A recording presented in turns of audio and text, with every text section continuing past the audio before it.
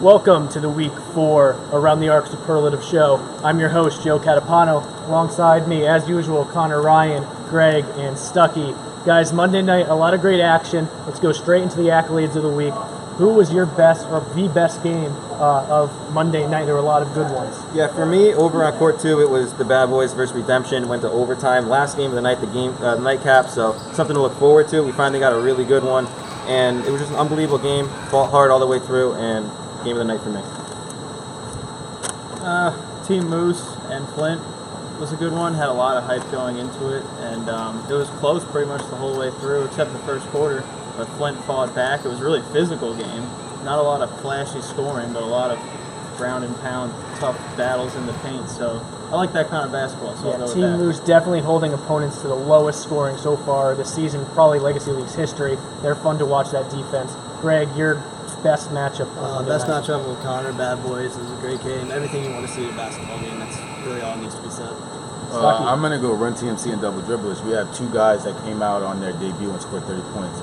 In Quincy McKnight for Run TMC and Bernard Brantley for Double Dribblers. So both of these guys came out and scored 30 points. Debuts, great basketball. I loved it. And that's the last time we'll legally say a season debut unless Joey pulls some nonsense. Right. But we'll go into some better individual performances. I know it's Stuckey in that game. There was a couple good ones, but we'll start down here with Connor. Your best player, best overall individual performance from Monday night. Yeah, I talked to him about it a little bit in the post-game show, but it's Mike Davis for me tonight. It was the 51 points on the 11 for 15 shooting from three. You just don't see that every night. The guy had a feeling for himself tonight, and he showed everyone. I'm going to go Eric Singleton. It was in a losing effort, but 38 points. There was a good amount of time in that game where it felt like it was him against Central Chocolate. A couple emphatic dunks that will make it the top plays of the week. But yeah, he was airborne a few times on Monday night. Greg? I have to go with Rashawn Hendricks. I mean, he, like I said in the post-game show the other night, he had 9 steals, 17 assists. He's all over the stat sheet. He's all over the game, all over the court. And when he comes to play, he is probably my favorite player in the league to watch. Stuckey. I like Rashawn too. He's one of my favorite guys. But I'm gonna go Quincy McKnight. That kid, man, in a debut like that, shooting 11 for 14, 30 points. That's efficiency and that's high volume scoring. Everybody asks for that. So in a debut like this in a league where he knows nobody, doesn't know how it runs. You know what I mean? He comes out here. Not to mention this kid's a beast, like everywhere, down low, up top, on defense, on offense. He can do everything. So Quincy McKnight is my guy. I think there were more great individual performances than I think the past 3 weeks. There was a lot of good ones all the way down your line. I agree with all 4 of them. But we'll go into kind of the best team. Who stood out to you? Maybe some surprises from this past week. Starting down here with Connor. Yeah, Joe, I'm going to have to pick the team that you chose as an upset earlier in the day, and that was STP. They showed up tonight, and Goon Squad team, ton of experience. Massaro, Marconi, these guys that show up and they give you all they have. So for STP to come out and get the win tonight, that was a big spirit riser for them, for sure. Yeah, Goon Squad only had 4 guys, but even straight out of the gates, it was STP from the beginning. So I know you can say Goon Squad only had 4 guys, but even straight from the beginning, STP had the upper hand. Right. Team Moose. Obviously, I've been really high on Flint all year and still am, but I think that just goes to show how good Team Moose was on Monday. I don't think any other team in the league plays that brand of basketball, and they do it to near perfection. They shut down any team's leading scorer. They're locked down on the perimeter, didn't let them get many threes off, and just held them to 38 points. 1 in the first quarter. That's just unheard of. Yeah, I'm with you on that one. 1 free throw. No field goals first quarter. Yeah, incredible. That's just not done. Greg. My most precious team is actually the Bad Boys. They have new faces in Trey and Matt and Foster, and the new players they added, I'm very interested in. I did not expect that from them, especially against a team like Redemption, who was in the finals last year. And I'm honestly speechless. I did not think the Bad Boys had. They brought in these talent. Destin Simmons, I think, didn't even have double digits in points. So their team's more balanced now, and I'm really interested to see how they fare going forward in the season. Yeah, like STP, I think they're kind of on the rise, and I'd almost put the Bad Boys almost a little with the throne now after seeing kind of, I don't know if they're there yet, but with those new players on the court, Yeah. I kind of compare them to them in terms of what they can They're do. on their way. They're on the way, for sure. For the same reason, but different team, I'm going to run TMC. I don't usually go with those guys right on a regular, but I don't really like it here on my show. I mean, the thing is, I don't really like Run TMC, but you know, they got a new addition to the team, and my player of the night,